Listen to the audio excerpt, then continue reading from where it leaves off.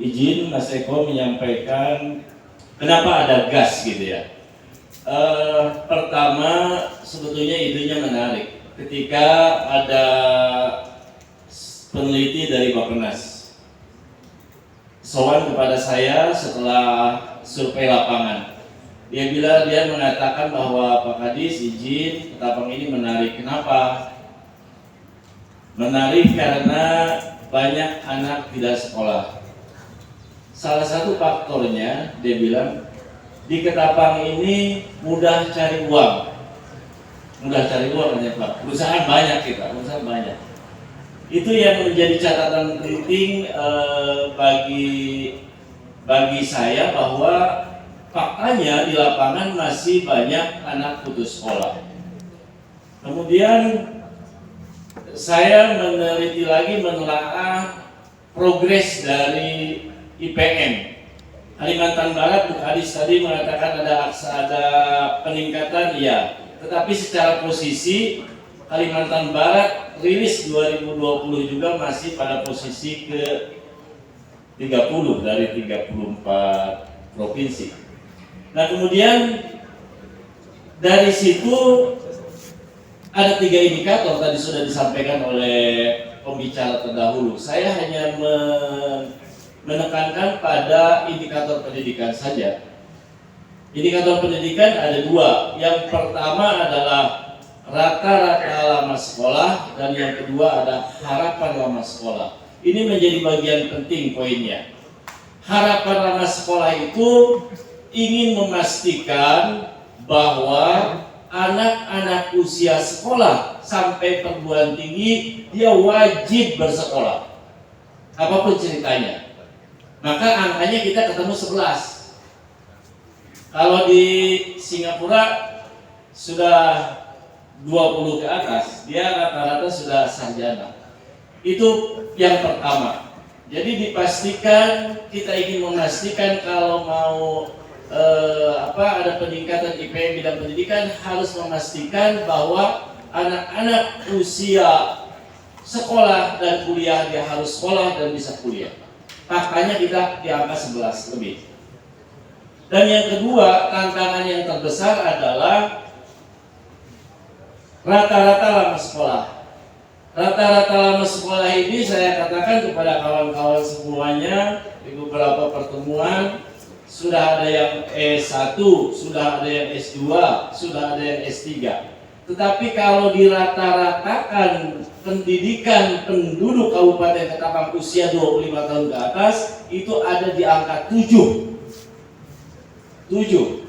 Berarti memang usia 25 tahun ke atas pendidikannya masih minimal. Nah Mas Eko tadi tanya, kenapa harus ada gas? Saya pas tahan diskusi sama saya. Jadi Pak Kadis apa rencananya? Saya bilang gas saja lah, gas. Filosofinya apa gas? Harus ada akselerasi. Harus ada akselerasi. Tanpa ada akselerasi, tidak ada gaspol, peningkatan IPM itu ya segitu-segitu aja, 0,1, 0,2 dan seterusnya. Sementara provinsi lain terus dia mengadakan akselerasi. Oleh sebab itu saya katakan filosofi saya gas saja lah. Harus kita gas. Maka kemudian Mas Eko bersyukur, terima kasih kepada Yusaid Rat juga. Hasil diskusi saya dengan beberapa kali dengan Yusaid Rat juga dengan Bappenas, akhirnya memang menarik di bidang pendidikan ini, sehingga alhamdulillah puji syukur, terima kasih kepada Yusaid Rat yang sudah memilih tata kelola pemerintahan ini di bidang pendidikan. Jadi itu filosofinya gas itu Mas Eko. Jadi saya ingin mengakselerasi bagaimana peningkatan rata-rata lama sekolah dan harapan lama sekolah. Demikian Mas Eko. Oke. Yang menjadi target dari gas ini siapa? Baik, targetnya siapa gas ini? Yang pertama kita bagi lagi tadi, yang harapan lama sekolah. Itu ada anak-anak kita yang pertama dia putus sekolah.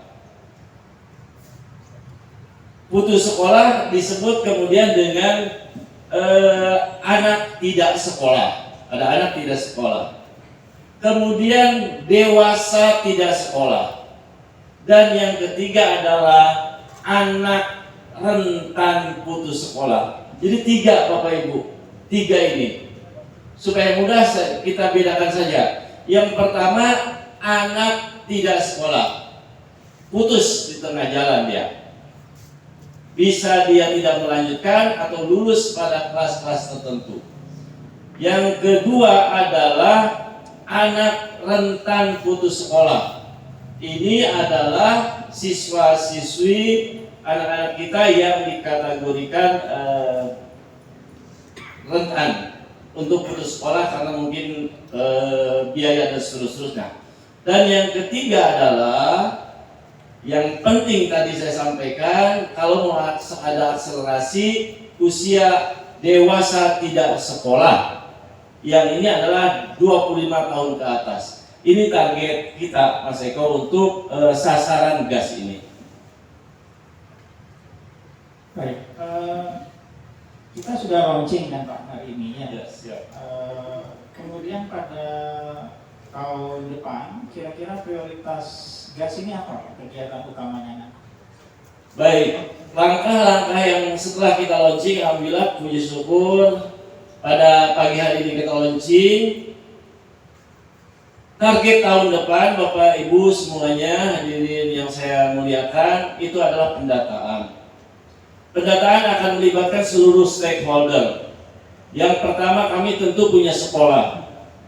Kami akan perintahkan kepada kepala-kepala sekolah SD, SMP mendata anak-anak yang putus sekolah. Kemudian mendata anak yang tidak melanjutkan sekolah. Misalnya dia SD putus tidak melanjutkan ke SMP. Demikian seterusnya sampai ke tingkat SMA. Itu pendataan itu dilakukan. Kemudian nanti kami mohon bantuannya juga kepada Pak Kades, Pak Camat yang mewakili seluruh Kabupaten Ketapang untuk sama-sama mendata yang tidak sekolah, tidak terdeteksi di kecamatan atau desanya. Misalnya dewasa tidak sekolah. Dewasa tidak sekolah pasti datanya di sekolah tidak ada. Maka kemudian nanti kami mohon bantuan kerjasama dari desa, kemudian kecamatan untuk ikut mendata ini. Selanjutnya yang tidak kalah penting dari pimpinan perusahaan target memang yang 25 tahun ke atas. Dipastikan bahwa mohon kerjasama, mohon dukungannya juga. Beberapa perusahaan sudah jalan tadi sampaikan oleh Bu Kadis. Dari Kargil terima kasih, dari Sinarmas juga terima kasih sudah melaksanakan ini. Pendataan akan dilakukan juga bekerjasama dengan perusahaan-perusahaan karena target yang terpenting tadi 25 tahun ke atas. Ini langkah yang pertama Pak Mas Eko kaitan dengan gas ini tentu kita harus punya basis data yang pasti dulu. Berapa yang putus sekolah yang berada di sekolah, kemudian dewasa tidak sekolah berapa. Di perusahaan saya pikir datanya lebih mudah karena pimpinan perusahaan tentu mengetahui karyawannya ini lulus SD, lulus SLTP, lulus SMA dan seterusnya. Nah ini akan kita dorong, nanti kita akselerasi, akan kita gas begitu. Dengan langkah berikutnya sebetulnya saya sudah diskusi dengan Kabid PAUD dan non formal, maka saya ingin sebetulnya mengadakan PKBM di semua kecamatan. Kecamatan saya pastikan harus terbangun PKBM. Nanti Ibu sebagai leading sektornya di SKB. Kami punya non formal 1 SKB negeri. Nanti leading sektornya di situ semua masuk ke dalam forum kecamatan. Demikian juga di perusahaan-perusahaan nanti kerjasama untuk melaksanakan PKBM itu. Kemudian untuk para pimpinan perusahaan izin, mohon maaf, kami mendesainnya nanti dengan forum PKBM tadi juga sudah disampaikan dari Bu Kadis. Kurikulumnya nanti kita akan evaluasi kembali. Saya sudah berbicara di Jakarta dengan Dirjen non formal. Saya bilang non formal itu jangan disamakan dengan pendidikan formal lah, saya bilang. Nggak usah, saya bilang. Mereka itu sudah pintar-pintar semuanya. Semuanya sudah pintar yang dewasa itu, saya bilang. Dia tinggal akselerasi nambah saja pengetahuan. Oleh sebab itu dipastikan bahwa untuk para pimpinan perusahaan kegiatan belajar mengajarnya tidak mengganggu daripada kinerja daripada pegawai Bapak Ibu atau karyawan Bapak Ibu. Demikian Mas Eko. Ya, baik. Terima kasih Pak Ucup selaku Kepala Dinas Pendidikan. Saya rasa sudah cukup ya dari narasumber sudah menyampaikan poin-poinnya ya untuk Pak Kadis tadi yang mungkin yang paling menarik yang terakhir Pak ya soal kurikulum di pendidikan non formal khusus untuk 25 tahun ke atas. Memang konsep pendidikan kesetaraan itu adalah sama seperti pendidikan formal.